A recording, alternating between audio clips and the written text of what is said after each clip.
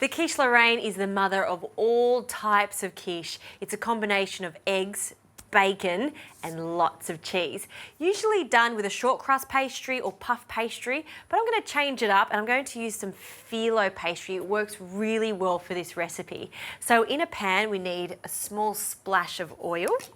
And I used to be anti-onions in my Quiche Lorraine, but I've changed slightly. I do like them because it gives a sweetness, but you need to cook them first. So into the pan with the oil, 1 onion that I've finely chopped, and I'll also add the bacon. I love to use streaky bacon for this. It's got the right amount of fat to meat ratio and it's lightly smoked.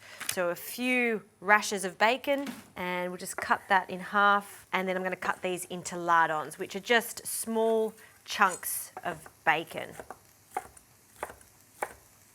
Okay. Now this can go into the pan along with our onions. And just use your hands to break up the bacon so it does go really crispy with our onions. I'll give that a quick toss, just to coat everything in the oil.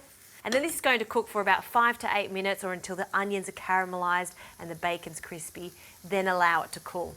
Now for the savory custard that brings the whole quiche together in a jug, I'll break 4 eggs, 4 whole eggs for this. And my pet hate when it comes to quiche is an eggy quiche and a thick quiche. It shouldn't be like that. So I only add 4 eggs to 300 mils of cream. By using some cream, we're going to get a really lovely creamy consistency and it's going to be custard-like, which is the aim. So 3rd egg and the last one. Great. And now we'll add our cream. So 300 mils of thickened cream. So a whole container worth, pinch of salt, some freshly cracked pepper, and a pinch of nutmeg.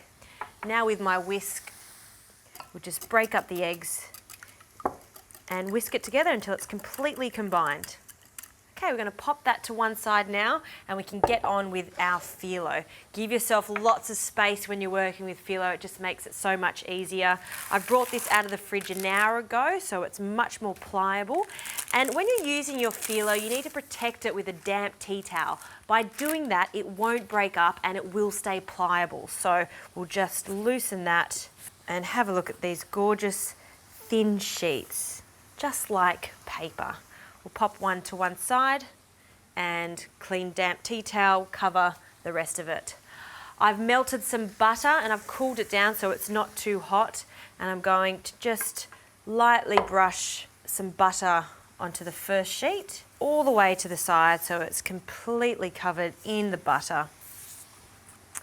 And I have my tin ready to go. This is about a 20 centimetre quiche tin. See how it's not too thick?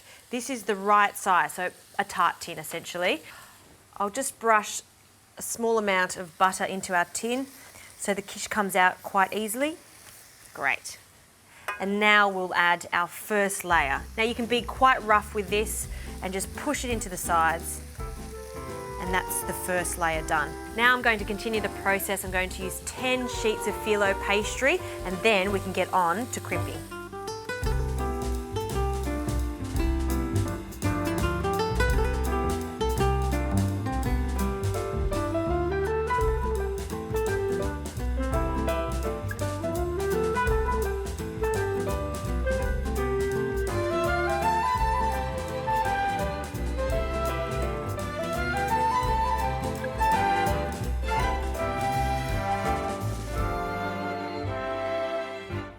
Okay, this onion and bacon mixture has cooled down and I've finished my layers of phyllo. I did cover it with a damp tea towel because I don't want the edges to dry out.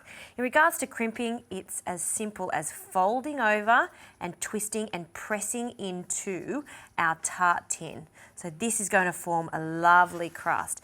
It's super rough, but that's okay because rough equals crispy when it comes to phyllo.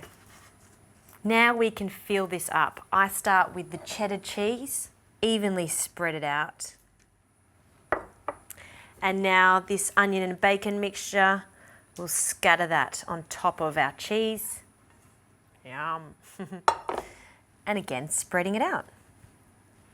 Finally, our savoury custard mixture. This is why I did do this in a jug, because it makes it so much easier at this point to pour it in. Don't overfill it, so it will depend on the type of tart tin you use.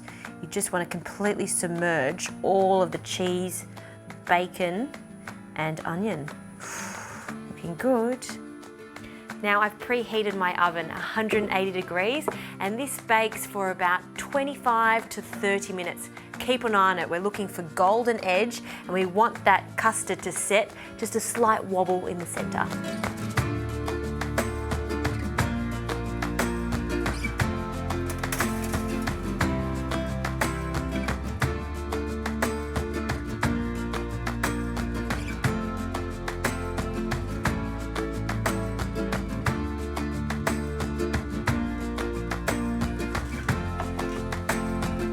Okay, the Quiche Lorraine has come out of the oven. I allow it to rest for at least 15 minutes before slicing it. You want that egg custard to set, and it's also going to be much easier to handle. And I'm going to take it out of the tin, so the collar comes off first. And look at that beautiful phyllo pastry, set perfectly. And I'll use my knife to just slide it off. Very gently, of course. Oh, so good. And I must try this because it is one of my favourites. A nice slice. Sounds good.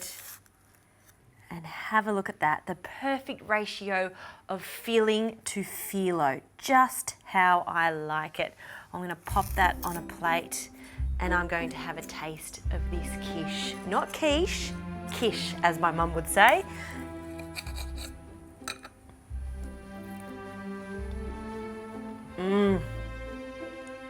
I've made a lot of these before, but that is one of the best I've made in a long time.